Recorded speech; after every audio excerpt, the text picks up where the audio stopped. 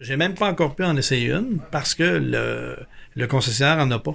Ça se peut vraiment que Honda me perde comme client parce qu'ils sont pas capables de répondre à ma demande. Kia, quand j'ai magasiné, on n'était même pas capable de me faire l'essai parce qu'ils l'avaient pas en main. Puis quand on demandait, si je passe une commande, quand est-ce que je vais l'avoir? Je le sais pas, ça peut aller dans 8 mois, ça peut aller dans 9 mois. Ça nous a dérangé parce qu'émotivement, quand tu achètes une voiture neuve, tu veux l'avoir le plus tôt possible. Et je te dirais qu'au bout de 7 mois, là, il est à temps qu'elle arrive, l'auto. Comme nous venons de l'entendre, plusieurs personnes sont victimes de problèmes d'approvisionnement avec leur voiture à motorisation électrifiée. Pour savoir s'il s'agit de cas isolés ou d'une réelle problématique, nous avons décidé de mener une enquête sur le sujet. Notre équipe a appelé près d'une cinquantaine de concessionnaires à travers la province pour se renseigner sur les délais d'attente des voitures à motorisation électrifiée. Pour avoir un meilleur échantillonnage, nous avons ciblé les 5 régions administratives les plus populeuses au Québec, soit les Laurentides, Montréal, la Montérégie, la Naudière et la Capitale-Nationale. Par la suite, nous avons questionné des conseillers en vente sur des modèles de voitures qui sont relativement populaires au Québec. Ensuite, nous avons compilé les résultats obtenus sous forme d'un graphique pour mieux illustrer le nombre de semaines d'attente pour chacune des voitures à motorisation électrifiée. La grande amplitude des délais de la Nissan Leaf s'explique par le fait qu'il y a 2 ensembles de batteries et qu'il y a des concessionnaires plus spécialisés que d'autres. Chez des concessionnaires moins spécialisés dans la vente de cette voiture, les inventaires sont parfois limités.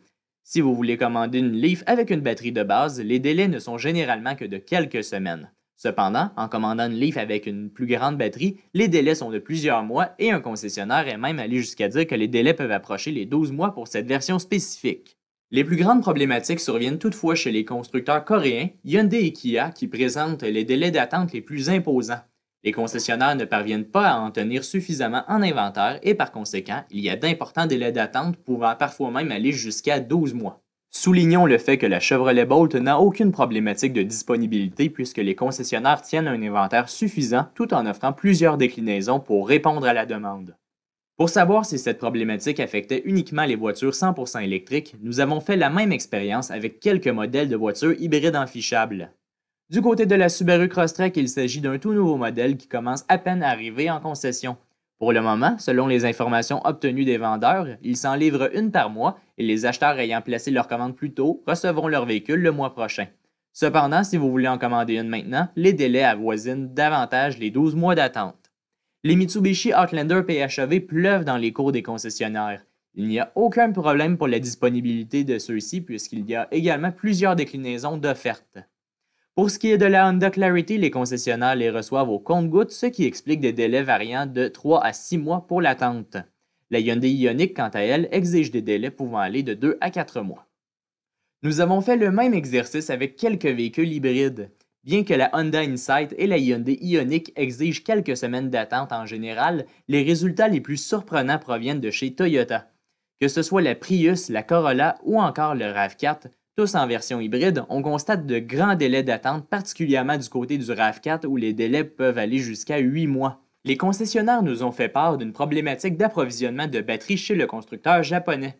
On écoute à l'instant le consultant en électrification des transports Daniel Breton à ce sujet. Ça, j'ai eu cette discussion-là avec des représentants de Toyota Canada. Si c'est la vraie raison, moi, ce que j'ai dit aux gens de Toyota, je dis considérant que ces gens-là ont commencé à intégrer des batteries dans des véhicules électrifiés il y a 23 ans, de dire « vous n'avez pas planifié ça », bien c'est pas fort. On va dire ça de même, là. De son côté, le chroniqueur automobile Antoine Joubert souligne que les constructeurs ne sont pas motivés à fabriquer des voitures électrifiées en raison des coûts de production trop élevés. Ils ne sont pas intéressés d'en fabriquer, ils ne font pas d'argent. Fait qu'ils limitent la production d'un modèle. Tu sais, je pense à Hyundai et Kia, entre autres. Là. Comment ça se fait que des Niro EV et des Kona électriques, c'est rare au bout? Ben, c'est tout simplement parce qu'on ne fabrique pas de quantité. Selon Daniel Breton, plusieurs concessionnaires dénoncent cette situation. Que les constructeurs ne répondent pas à la demande. Il y a même des concessionnaires que j'ai vus en entrevue dire « nous autres, on va en vendre, mais on est prêt à en vendre, on n'en a pas ». Fait qu'il y a même des concessionnaires qui se sont plaints publiquement de ça. Je suis certain que les constructeurs ne devaient pas être contents de voir leurs concessionnaires se plaindre de ça. Au cours de notre enquête, nous nous sommes rendus compte que les constructeurs ne fournissent pas suffisamment de véhicules aux concessionnaires qui ont la volonté de vouloir en vendre. Nous avons tenté de rejoindre les divisions canadiennes de quelques constructeurs, mais malheureusement sans succès.